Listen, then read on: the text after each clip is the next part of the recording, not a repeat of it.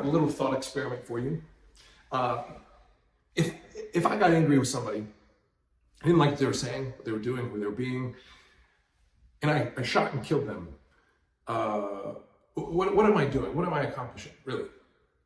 We can reduce it down, I think, to I wanted to silence that person on a permanent basis, forever, right? If I tell somebody to shut up, stop talking, stick to their day job, what am I doing? If every time that person opened their mouth, I said, shut up, stick to your day job, don't talk about this.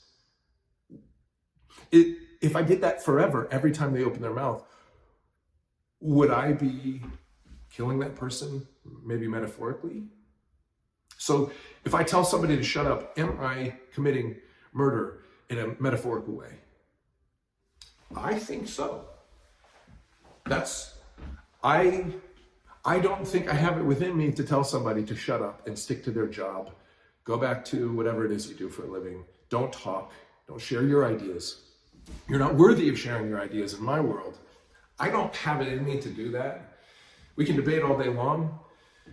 I think truth always finds its way to the top of an argument, but and that truth is always rooted in love. So I think that's why it prevails. But man, dude, this world that we're living in, where people tell other people what they're allowed to do or say or think or be, I don't get it.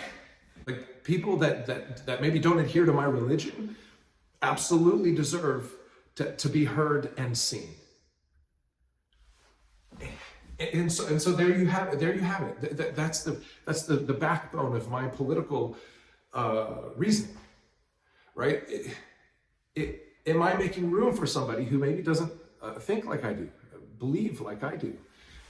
We must. I grew up, I was street party line ticket Republican through my 20s. I was raised in a staunchly conservative Catholic household where everything was black and white and binary, and we were safeguarded by rituals, and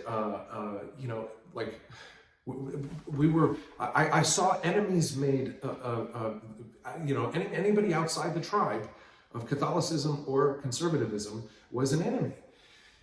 And I just don't see it that way.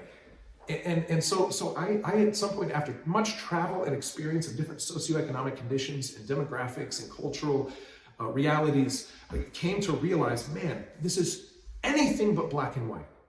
And it's essential that as a Christian, I find ways to, via thought and politics if necessary, help reshape the world in a more Christ-like way. Jesus, there's so many examples of Jesus not coming with a fist of righteous fury and immediate retributive justice, but with patience, peace, and love. Patience, peace, and love. He created a space of generosity around him towards those who did not deserve it. And conversely, created a space of complete and utter self-sacrifice by dying on a cross for himself, to continue to sow seeds of generosity around him to those who don't deserve it. I mean, it's like wild what Jesus came to do, and it's wild who we are to each other today, especially those who claim to be Christians. There is a huge overlap in that Venn diagram of people who claim to be Christians and claim to be conservatives at the same time. And what we see happening, for example, in Mississippi, where really nothing has changed. It seems everybody's Republican, and it seems like hate is like the love language of the day. We have to undermine that kind of thinking.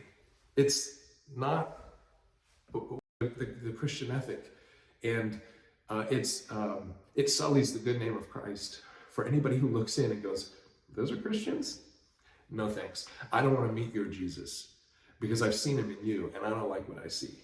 And so I'm here to say there's a better way to be. And it means holding on to the tension that we are not going to create a sinless world overnight, but we can choose to create a world where everybody feels heard and seen.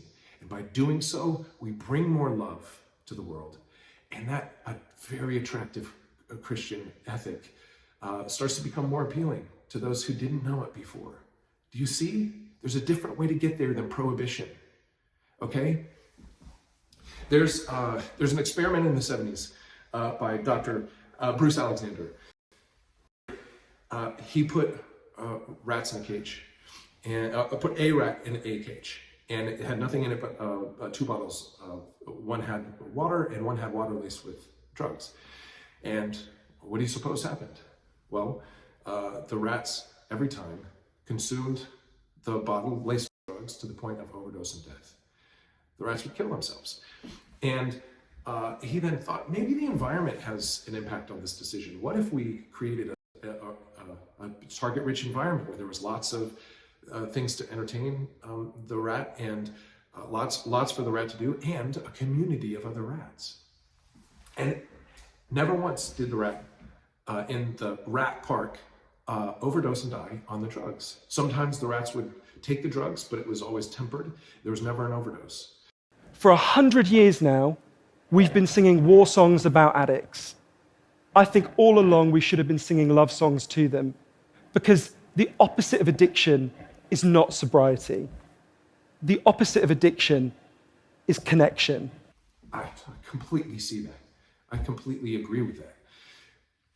And so this is one example of how different we can think about things. And if we're all aiming to solve the same problem, where we would like to live in a world without a drug addiction, and the dark, shadowy side of that is that it creates a lot of terrible socioeconomic conditions, a lot of homelessness, a lot of mental illness, a lot of crime is born out of that. Like we all want a world without like the problems that addiction creates, right? And so, but there's like some on the right that go like, oh, addiction and drugs bad.